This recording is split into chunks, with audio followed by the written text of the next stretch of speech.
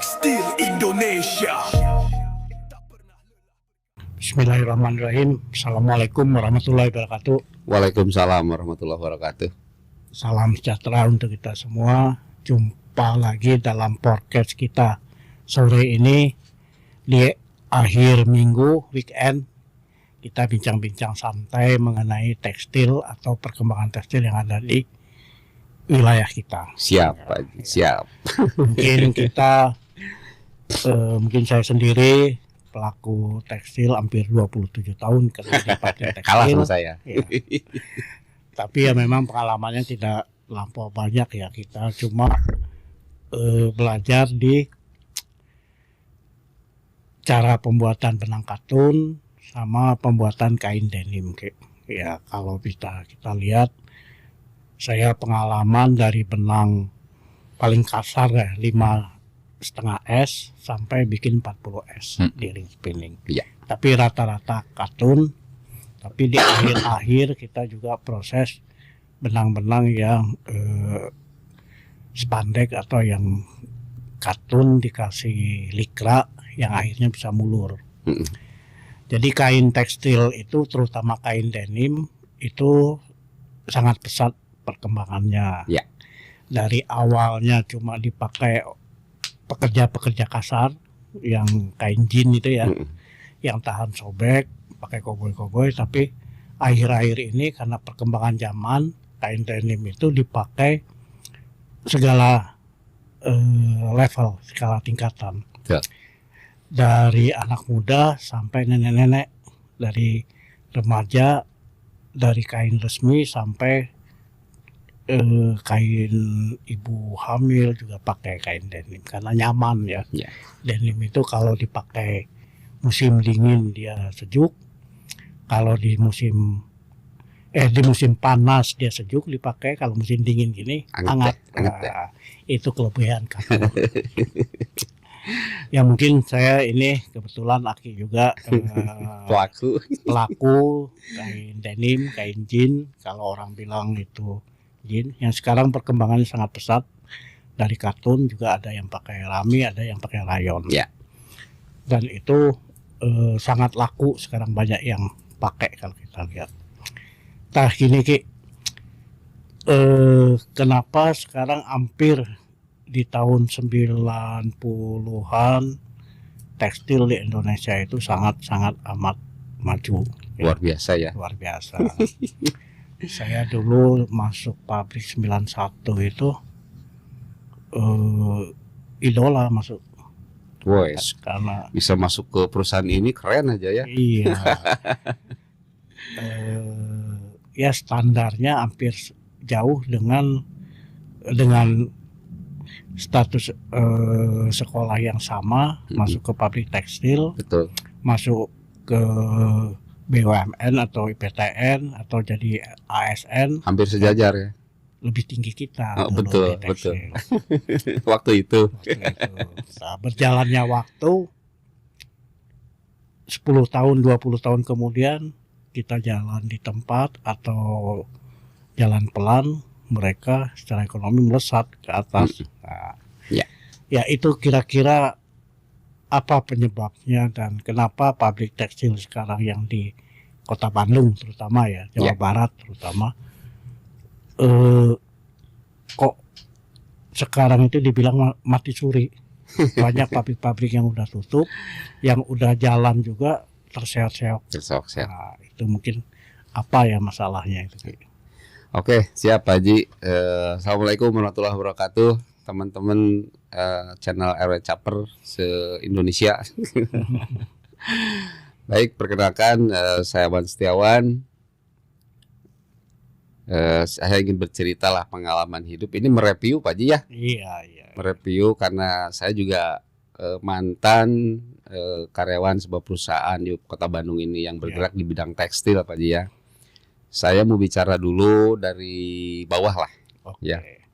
Jadi sebelum ke pertanyaan tadi ya. Jadi memang cerita hidup ini kita masing-masing punya cerita lah ya. Iya. Nah, mungkin nggak ada salahnya pengalaman ini saya sampaikan juga terutama untuk teman-teman kaum muda ya, kaum Gen Z gitu ya, Ya. agar dalam berkarir itu setangguh mungkin lah, tidak cengeng gitu kan. Oke. Nah, seperti itu. Nah, saya tuh Pak Haji masuk perusahaan itu ya PT Grantech lah ya. Ya. Itu tanggal 12 Oktober tahun 1987. Waduh. Iya. Masuk itu ya. Masuk, ya. Masih sangat muda gitu ya. Masih lepas sekolah langsung masuk gitu kan. Karena memang tadi kata Pak Haji juga disampaikan bahwa waktu itu antara BUMN BUMN dengan Teks itu kita kalau dari sisi UMR tuh paling tinggi ya, waktu itu gitu ya, tahun 87-an lah gitu. Nah, masuk kerja tuh tahun 87, ini pengalaman pertama masuk kerja itu di bagian finishing, ya, inspecting lah ya. Di inspecting itu saya hampir 3 tahun ya di inspecting, jadi memeriksa kain lah seperti itu ya. Kain-kain yang sudah diproduksi dari weaving, pertenunan masuk ke inspecting. Nah, kami bagian untuk karena waktu itu untuk kain jin itu belum booming. Belum booming ya. Ya, masih kain katun biasa gitu waktu itu. Nah, sampai tahun 92 lah, 87 tahun 90 saya dipindahkan ke bagian ball press ya. Ini rinci aja nih sekalian pengalaman hidup gitu kan. Nah, dari bagian ball press itu saya kurang lebih 1 tahun, lalu dipindahkan lagi ke bagian gudang. Wah, ya. Di gudang itu hampir 1,5 tahun. Lalu setelah itu pindah juga, diminta bantuan masuk ke PPL sama Pak Warno dulu tuh. Masih ada enggak ya Pak Warno ya? Kayaknya tahu ya, udah nggak ada kabar ya. Masih ingat tuh, sama Pak Warno minta bantuan, Wawan bantu di PPL kan, untuk masalah pengeluaran kain ekspor waktu itu. Nah, setelah itu tahun 91, pertengahan tahun 91 saya dipindahkan. Pindah bagian, jadi udah keempat kali dipindahnya nih, pindah ke bagian pewarnaan, ya pencelupan lah ya. Waktu itu dipanggil sama pimpinan untuk belajar mengoperasikan mesin dyeing ya, mesin dyeing, rope dyeing waktu itu. Baru datang. Karena rencana ke depan kita akan beli mesin baru ya, mesin namanya mesin Luptek buatan antara Jerman dengan Amerika. Nah, setahun saya belajar di situ masalah operasional mesin, SOP-nya, terus masalah pewarnaannya. Saya belajar banyak di situ selama 1 tahun. Nah, setelah itu di tahun 92 bulan Maret lah kalau nggak salah waktu itu, kita datang mesin. Jadi pimpinan ngasih kepercayaan ke saya tuh untuk menangani mesin dyeing itu, yang namanya Luptek itu, Pak. Ya, antara mesin Luptek dengan mesin Benninger. Itu berjalan lama juga. Alhamdulillah luka-liku tentang pencelupan. Di situ mulai ada denim. Mulai ada kain jin. Nah, jadi 92 bulan Maret itu kita mulai ada beralih dari tadinya kain katun biasa beralih ke kain jin. Ya, denim gitu kan. Setelah itu, nah lalu berjalan. Alhamdulillah pimpinan semua mendukung dan memberikan support. Alhamdulillah bisa menghasilkan produk yang baik. Nah, lalu di tahun 96 itu kita dibeliin lagi mesin yang buatan Itali, Luptek 2 itu. Luptek 2 itu ya. Luptek 2 itu juga sama, Luptek 2 buatan Itali, dan untuk sizingnya itu buatan Jerman. Seperti itu. Jadi antara tahun 91 sampai 96 itu banyak bergaul dengan orang bule gitu. Sarapan roti atau roti. Jadi alhamdulillah selama itu ya, waktu itu kan jadi kita banyak belajar. Mereka punya bahasa Inggris, kita kan harus belajar Pak ya. Ya sedikit-sedikit mengerti lah, paham gitu ya, apa yang mereka instruksikan, apa yang mereka inginkan kita paham. Dari mulai pemasangan mesin awal sampai running test sampai pencampuran obat itu rentan waktu 91 sampai 96 itu betul-betul sekolah lah, Oh, betul-betul belajar gitu ya, kalau bahasa kerennya sekarang transfer ilmu ya. transfer ilmu, Oh. iya betul. Jadi alhamdulillah dengan teman-teman dari dari Italia Mr. Francisco, dari Amerikanya Mr. Albert, terus ada lagi Mr. Kanatani dari Jepang. Alhamdulillah kita bisa berkomunikasi. Ya mungkin pimpinan juga tidak salah memilih saya untuk menangani masalah mesin itu. Ya. Little I know lah gitu. Ya, little aja gitu lah bahasa Inggris. Mah tahu lah gitu. Ya, yang penting kita paham apa yang dia inginkan gitu ya. Ya, di samping itu ya memang manfaatnya luar biasa Pak Ji. Ya. Manfaatnya tuh kita jadi banyak belajar. Ya jadi saya tuh nggak bisa bahasa Inggris, tapi karena partner kerja itu bahasa Inggris, ya akhirnya saya banyak belajar. Ya. Itu. Karena ada ini orang bisa karena terbiasa. Betul. Ya katanya kan kalau pengen pintar bahasa Inggris, diam aja di Bali katanya. Karena sehari-hari kan bahasa Inggris katanya gitu. Nah, itu waktu itu 91 sampai 96 itu betul-betul bergaul dengan orang-orang bule lah seperti itu. Sehari-harinya ya alhamdulillah banyak ilmu baik dari sisi mekanik, elektrik, terus masalah kimianya. Ya. Alhamdulillah banyak menyerap ilmu lah, dan alhamdulillah sampai sekarang juga nggak lupa ilmu itu. Wah, Ya. Ya pasti lah. Betul. Nah tapi kan tetap ada juga keterkaitannya dengan masalah spinning nantinya kan. Ya. Kita menghitung benang bobotnya berapa gitu kan, sampai elongationnya berapa juga itu kan dihitung semua. Ya, Bagaimana kadarnya supaya pencelupan ini sangat sempurna. Nah dari 96 itu alhamdulillah pimpinan memberikan kepercayaan lah, diangkat menjadi kepala bagian. Wah, alhamdulillah. Alhamdulillah waktu itu ya. Ya mungkin karena prestasi ya. Ya. Seperti itu. Nah, kita juga ya bekerja kan sungguh-sungguh, karena yang menilai kita kan bukan kita sendiri Pak Ji ya. Yang menilai kita itu kan orang lain ya, terutama atasan. Mungkin karena ya gerak langkah kerjanya mungkin bisa diterima oleh pimpinan. Waktu itu dapat penghargaan menjadi kepala bagian gitu. Ya. Tapi sebelum kepala bagian kan dulu tuh ada kepala argo dulu ya, ada pengawas dulu. Nah, saya 3 tahun kerja di Grantech itu 3 tahun langsung jadi pengawas. 3 tahun. Nah, setelah itu kan ada mereduksi ya, jadi karu gitu ya. Nah, setelah itu 2 tahun kemudian jadi karu, 2 tahun kemudian jadi kepala bagian. Ini alhamdulillah prestasi yang ya. Jadi mengedepankan prestasi. Nah ini kenapa saya sampaikan Pak Ji, agar teman-teman terutama anak-anak muda lah, anak-anak aki lah semua bisa termotivasi bahwa kerja kita itu harus sungguh-sungguh. Ya jangan karena ada pimpinan kita kerjanya getol gitu ya, nggak ada pimpinan kita leha-leha, itu jangan begitu. Jadi harus tetap stabil gitu ya, sehingga pimpinan juga memperhatikan kita, dan alhamdulillah dengan naiknya jenjang jabatannya ya sudah barang tentu kan, gaji juga naik Pak Ji. Otomatis ini. Otomatis. Nggak usah diminta naik jabatan, pasti naik gaji. Ya. Nah setelah itu kita berjalan, saya nangani 4 mesin ya, mesin rope laying 2 unit, mesin loop tech 2 unit. Ya jadi kita mengkolaborasikan 4 mesin itu bagaimana supaya bisa jalan dan menghasilkan yang menghasilkan produk yang baik lah seperti itu. Dan alhamdulillah ya seperti kita ketahui produk kita kan bisa diterima di masyarakat ya seperti itu. Nah itulah mungkin sekilas sebelum kita di PHK nih. Sekilas pengalaman dari 1987 sampai 96 tuh ya. 96 ke sini belum kita bahas juga. Nah, adapun tadi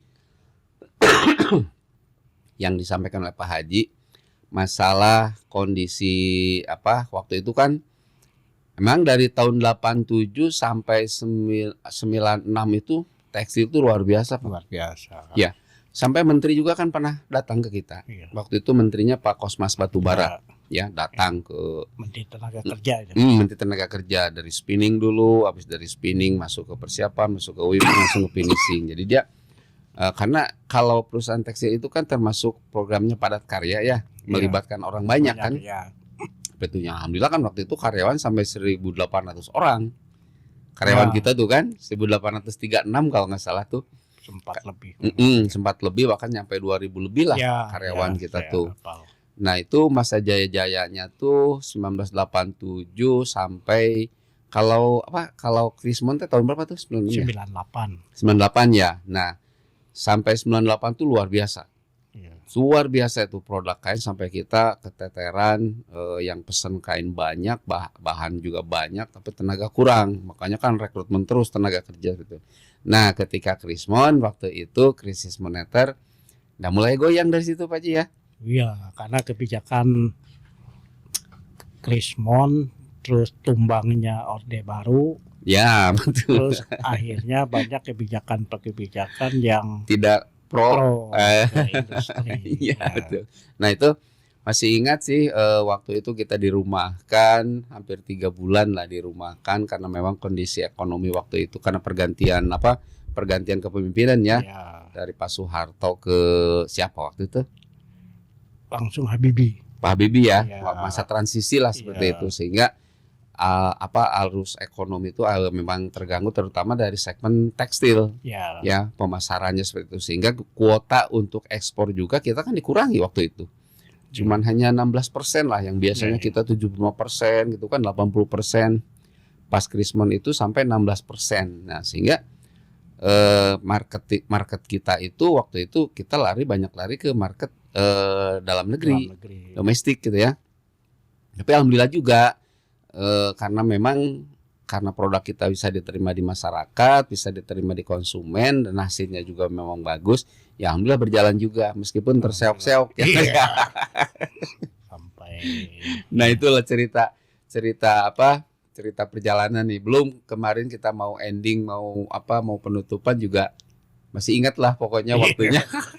kalau bicara masalah tekstil di Orde Baru, ekspor kita nomor 1 Ya, non migas itu tekstil. tekstil betul. Gas kita minyak bumi kita pertama, Mm-mm. kedua tekstil. Tekstil waktu itu ya. Tapi dengan perubahan ini kita kebijakan akhirnya tekstil jatuh. Betul.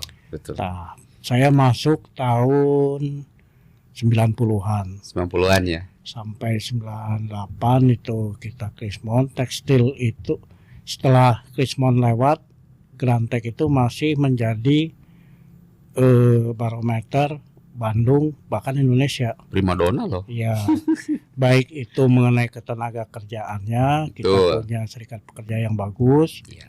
Terus kebetulan di daerah saya itu Pekalongan itu konveksi jin lokal itu sangat banyak berkembang. Sangat tinggi ya kan, banyak ngirim ke sana juga tuh. Sampai bilang Pasar apa tuh ini, namanya itu? Pasar di Grup Kedung Uni di Tegal Gubuk. Tegal Gubuk, iya betul. Ini Grantek bukan? Kalau bukan Grantek, Gak diterima. jangan. Nah, karena memang kualitas. Nah, cuma yang bikin kita bingung dan tidak mengerti, kualitas kita diterima, di pasaran banyak dicari, tapi akhirnya tumbang juga. Cuman juga betul. Nah, itu kesalahan itu ada di kita sebagai yang memanage perusahaan atau kebijakan pemerintah yang berubah. Nah, ini sebetulnya kalau waktu itu ya beda dengan di akhir-akhir masa penutupan nih ya. Di akhir masa penutupan itu gejolaknya memang pengaruh dari pemerintah. Banyak sekali pengaruh dari pemerintah, terutama kebijakan masalah ekspor. Ya. Terus kebijakan masalah impor bahan baku, Iya. kapas gitu ya. Ya kapas kita kan Amerika, Pakistan, India kan itu Bangladesh. Ya, Bangladesh. Nah, jadi Kita ada pembatasan memang nggak punya impor. kapas Indonesia. Ya sebetulnya kita tuh kaya Pak Ji, cuman manajemennya kan kurang gitu kan. Cuman kapas dalam negeri sendiri kurang diperhatikan. Padahal mungkin kalau diberdayakan kapas dalam, karena bahan kain jin itu kan dari kapas ya, benang itu, makanya kita waktu itu banyak kebijakan impor yang banyak dikurangi sehingga kita banyak kekurangan bahan baku. Sedangkan bahan baku dalam negeri itu tidak sebanyak dari luar negeri. Sehingga waktu itu memang mulai setelah Krismon itu kita mulai terseok-seok ya dengan bahan baku yang namanya kapas itu. Nah sehingga sampai ingat waktu itu kita sebulan cuma dikasih 2 kontainer Ya, Kontainer yang satu kontainernya itu 2 feet kalau nggak salah ya, yang 25 ton itu. Ya itu kan sehari juga habis gitu. 25 feet ya. Iya, habis sekali juga. Nah, akhirnya kan banyak waktu lenggang lah ya. Ya, Ya, cuman alhamdulillah waktu itu kan saya masih ingat dari zaman direkturnya Pak Karim Halim, lalu turun ke Pak Wianto, ya semoga mereka sehat semua lah Pak Ji ya. Pak Karim udah nggak ada. Oh, Pak Karim udah ada ya? Ya, Iya. Pak Karim dulu baru Pak Willy. Oh, Pak Willy ya. Pak Willy dulu baru Pak Yanto ya. Pak Willy, Pak Karim, Pak Yanto. Nah, di zaman keemasan itu memang zamannya Pak Karim, Pak Willy, Pak Wianto ya waktu itu. Nah, waktu kepemimpinan beliau itu memang sangat luar biasa dan karakteristik beliau itu kan dekat dengan karyawan tuh, nggak jauh. Ya, lemah lembut, nggak pernah marah kalau Pak Yanto ya. Saya masih ingat juga nih waktu itu. Kalau Pak Agus Munasir itu masih kepala departemen persiapan kalau nggak salah. Kadep saya tuh waktu itu ya, Pak departemen saya. Nah jadi kenapa sampai melesu teksi itu karena memang ya kita bukan nyalain pemerintah ya, tapi ini kan namanya juga pengalaman hidup ya Pak. Iya. Ya, jadi review ke belakang kita tidak menyalahkan karena memang kondisi ekonomi waktu itu memang kita lagi sulit dan ditambah lagi kebijakan-kebijakan masalah impor bahan baku itu memang sangat dibatasi. Dari situ kita mulai goyang. Pokoknya dari mulai Krismon pertama lah. Kan 2 kali Krismon tuh. Ya, 2008 sekali ya. Periodik 20 tahun sekali. Betul. Jadi dua kali krisis moneter sehingga berdampak juga dengan pengurangan tenaga. Karena tidak ada bahan baku waktu itu ya. Ini 2008, nanti kita harus siap-siap lagi 2028 karena kalau sekarang kan udah banyak yang hampir tutup.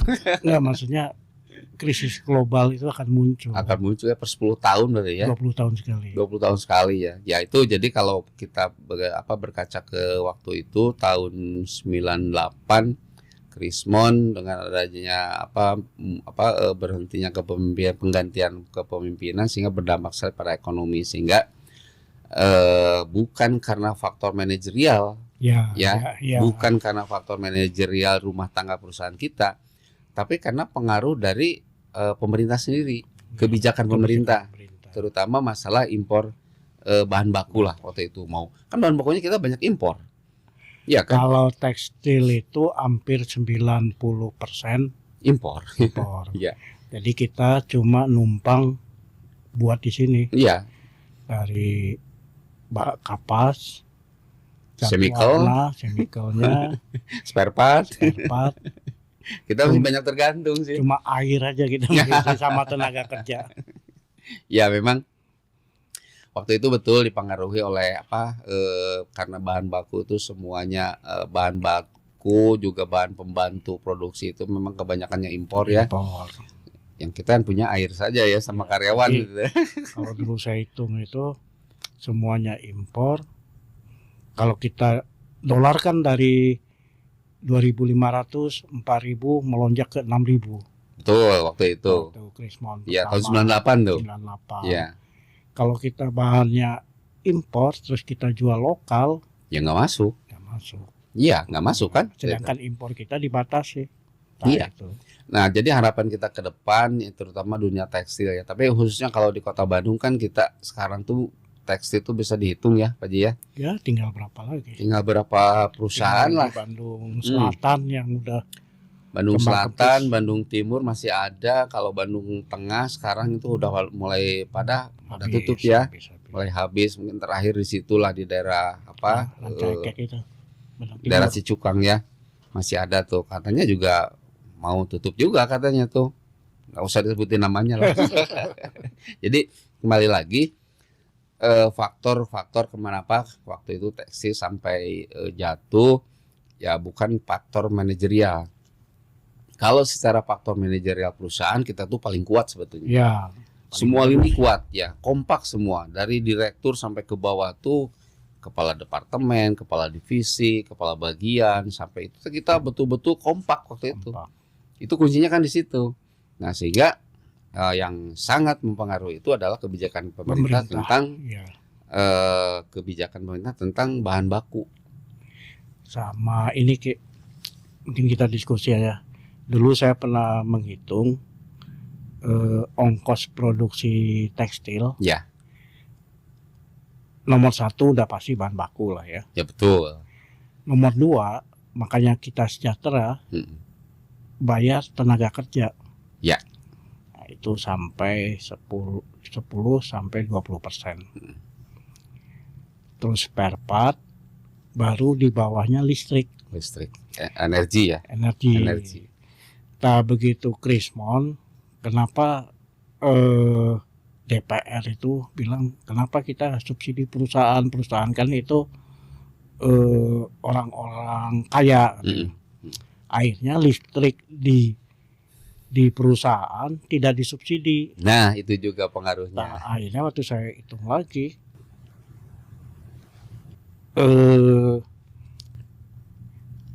ongkos produksi di bawah bahan baku itu adalah biaya listrik. Bahan baku baru tenaga kerja ketiga. Begitu yang bisa ditekan tenaga kerja. Akhirnya setelah itu banyak orang-orang demo menuntut kenaikan upah karena upah kita nggak diperhatikan. Betul. Nah, ini salah reformasi itu. Karena dicabut subsidi listrik itu ya. Yang tadinya buat karyawan, karena dia nggak mau. Sekarang harus bayar ke PLN. Di PLN ini nggak tahu dikorupsi apa enggak itu ya. Makanya rugi terus PLN sampai sekarang. Iya, makanya Pak Menteri Keuangan sekarang bilang kenapa Pertamina rugi, PLN rugi, padahal masyarakat nggak pernah ada yang nganjuk beli cash semua. Tapi dari tahun bagi-bagi bonus lagi. Iya. Beli bensin juga nggak pernah nganjuk cash semua. Tapi kenapa sampai rugi? Iya. Nah itulah. Iya. Ya itulah diantaranya faktor-faktor yang waktu itu sampai dunia tekstil melesu itu, yaitu dicabutnya subsidi listrik juga. Waktu itu yang tadi betul kata Pak Haji, yang biasanya subsidi itu kita alokasikan untuk bayar upah, ya. Nah setelah ada dicabut subsidi ya ditarik lagi untuk bayar listrik. Akhirnya kan masyarakat teriak, karyawan teriak, akhirnya banyak demo. Nggak naik-naik menuntut kesetaraan gitu kan ya. Menuntut UMK, UMR gitu kan. Berapa tahun nggak pernah naik gaji itu Ki? Kita hampir 3 tahun. Iya. Kan 3 tahun kita nggak naik gaji. Karena di awal yang nggak kaget gimana Pak Haji? Biasanya kita disubsidi listrik ya. Biasanya gitu. Sedangkan besar sekali tuh. Iya. Ya, selama 3 tahun dicabut, yang nggak kaget gimana? Nggak naik gaji. Nggak naik gaji efeknya kan akhirnya. Karyawan demo, pabriknya ditutup. Pabrik ditutup.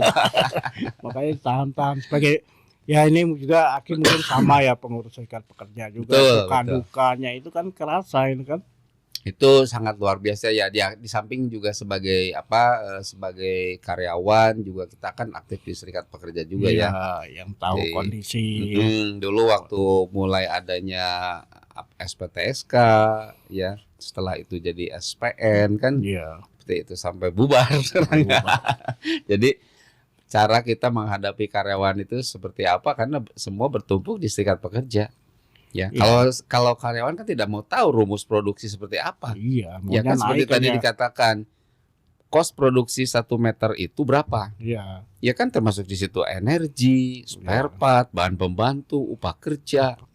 Ya kan seperti itu kan hitungannya, komponen-komponennya seperti itu. Nah, kalau karyawan kan taunya mintanya naik upah. Iya. Seperti itu. Nah, tapi ya alhamdulillah lah, meskipun waktu itu kita hampir tidak naik gaji selama 3 tahun.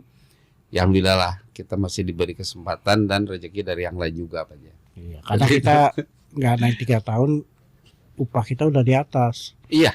Waktu zaman saya lagi ngurus, normatif itu nggak usah diperjuangkan. Kita memperjuangkan yang lebihnya. Yang lebihnya, betul. Itu udah tercapai. Maka banyak kebijakan atau komponen upah kita banyak. Ya. Tapi setelah Krismon, setelah reformasi, setelah ini untuk memperjuangkan yang normatif aja susah. Pemerintah sudah menentukan A, kita untuk dapat A aja susah. Dulu kita pinginnya A itu udah di tangan, tinggal A plusnya. Nah, gitu. Tapi alhamdulillah kan perusahaan kita waktu itu karena manajemennya bagus ya. Tetap kondusivitas karyawan juga bisa dikendalikan ya, karena jujur saja kalau menurut saya Pak Haji ya, saya sebagai karyawan perusahaan, tapi saya punya pemikiran bahwa ini perusahaan saya. Ya, ya, ya. Sehingga sangat melekat sekali gitu. Jadi kalau kita kerja tuh ada ini mah rumah saya. Maju mundurnya baik buruknya perusahaan ini ya tergantung saya. Iya, Iya kan seperti itu. Jadi luar biasa lah waktu itu cara pimpinan kita mendidik mental kita itu supaya tanggung jawab terhadap pekerjaan itu sangat luar biasa. Iya, kita. Sehingga jujur saja waktu itu kita banyak loyalitasnya loh. Di luar jam kerja kita nggak pernah minta upah lembur, Ya. ya, karena sudah merasa bahwa ini tuh rumah saya gitu, rumah kedua saya, samping di rumah pribadi kan gitu ya, rumah pribadi. Nah perusahaan itu sebagai yang saya rasakan itu rumah pribadi saya yang kedua. Iya. Sehingga tadi saya katakan maju mundurnya perusahaan, baik buruknya perusahaan kan tergantung kita juga. Iya. Sehingga ya ke teman-teman semua nih yang bekerja di perusahaan harus punya attitude ya. Iya. Itu sehingga perusahaan kita tuh ya bukan menganggap ya. Jadi kalau kita pengen maju, tipsnya itu bahwa perusahaan kita itu adalah perusahaan kita. Perusahaan yang kita tempat kerja itu udah milik kita. Iya. Ya kan? Ya kalau kita nggak berpikir ke sana, asal datang, masuk kerja, pulang kerja jam sekian, terus tidak ada hasil yang kita buktikan, ya buat apa? Ya. Iya kan? Gitu. Seperti itu. Nah makanya kembali lagi ke tadi mulai kita goyangnya pertekstilan itu kan mulai Krismon yang pertama. Ya. Ya, Krismon yang pertama kita berjalan, 2008 terjadi lagi gitu kan. Nah setelah 2008 itu kan kebijakan-kebijakan pemerintah kan sangat banyak kurang mendukung ke dunia tekstil. Ya. Ya kan? Salah satu contoh sekarang kan banyak thrifting itu Pak Ji. Ya. Ya kan? Bahkan bekas dari luar tuh. Makanya sama menteri yang baru sekarang di-stop kan gitu. Dulu ada juga kebijakan AFTA itu Ki. Ya, Di terus tahun itu kan 2008. kurs dolar itu kan tidak stabil kan. Ya. Kurs dolar itu kan sampai sekarang kan hampir 16.000 lebih ya. Ya. 16.800. Nah, waktu itu kita masih di bawah 16 juta sudah terseok-seok. Iya. Karena pengaruhnya kan luar biasa ke bahan baku, bahan pembantu, spare part, energi, Semua impor. Gitu. semua termasuk ya itu tadi listrik dicabut subsidinya, Iya. ya harganya kan udah Berat, naik. Harga per kWh-nya yang biasanya mungkin hanya Rp64 kan bisa jadi Rp300. Nah seperti itu. Jadi banyak faktor yang mempengaruhi, terutama ini terutama yang akhir rasakan ketika bekerja di perusahaan itu, kebijakan pemerintah yang kurang mendukung. Nah, itu. Satu itu, keduanya memang situasi kondisi politik itu sangat berpengaruh. Iya, iya. Ya, tidak stabilnya politik itu berdampak juga ketidakstabilan ekonomi. Pas ya terus kan Dewan. Malah saya berpikir rezim sekarang lah, rezim yang kemarin-kemarin memang punya niat untuk mematikan tekstil di Indonesia. Karena memang barang-barang impor itu supaya banjir di kita. Barang jadi berarti. Barang jadi maupun barang bahan baku. Ya. Ya. Seperti contoh program Citarum Harum Ya. yang sekarang jadi bangkai aja itu. Gara-gara Citarum Harum berapa pabrik yang ditutup? Ya. Sangat banyak. Ya. Terus setelah pabrik-pabrik itu tutup, Citarum tetap aja polusi. Betul. Dengan ringannya si petugasnya bilang, oh rupanya yang mencemarkan Citarum itu 20% dari perusahaan, 80% Limbah itu industri ya. limbah industri yang 20%, Ya. limbah rumah tangga 80%. Jadi saya nggak bisa buat apa-apa.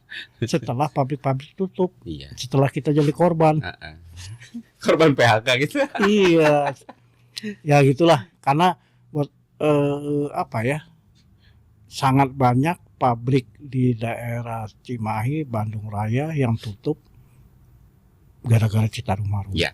Itu kalau tidak salah, tadi kan kita juga tahun 2020 ya, Februari 2020 kita kan mulai Covid ya. Ya. Covid sampai tahun 2022 pertengahan kalau nggak salah. Ya, Kita hampir kan 2 tahun kan terombang-ambing dengan masalah Covid. Covid lagi Segala ada. dibatasi. Jadi kan pengaruh terhadap perekonomian dan industri itu memang sangat luar biasa.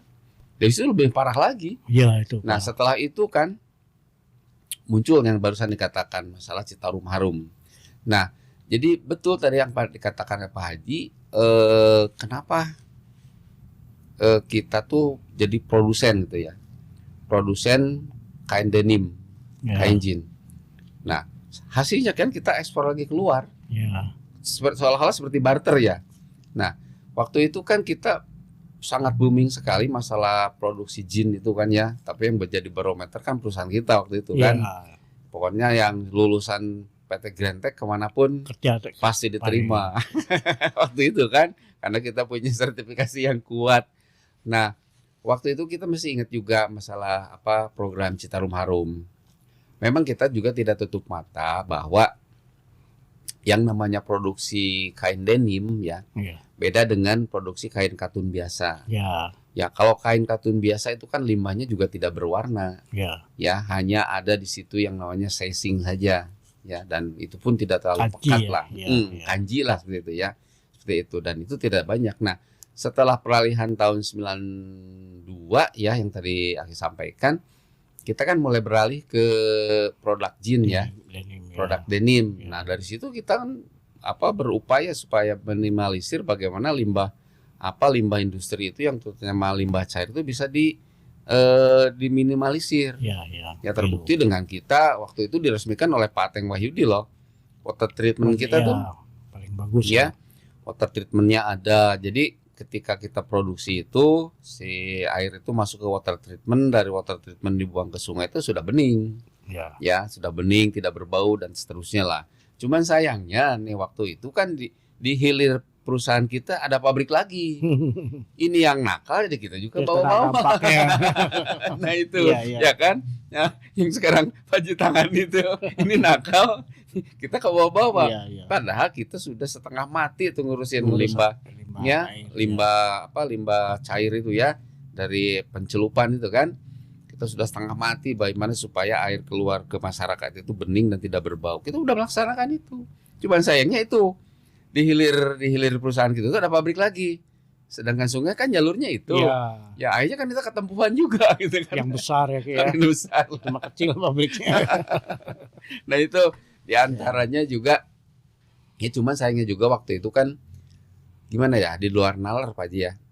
Kenapa pemerintah tidak berpikir masalah tenaga kerja? Iya, itu. Iya kan, dengan dampak adanya dicor waktu itu kan, Iya, si lubang disetor. pembuangan itu kan Iya. dicor kan berdampak ke karyawan. Karyawan nganggur. Nggak ada nggak bekerja. produksi, akhirnya dirumahkan. Yang namanya di perusahaan itu kan ada menganut sistem no work no pay kan ya. Iya. Iya. Masih mending kalau perusahaan kita itu udah kebijakan. Minggu pertama bulan pertama 100%.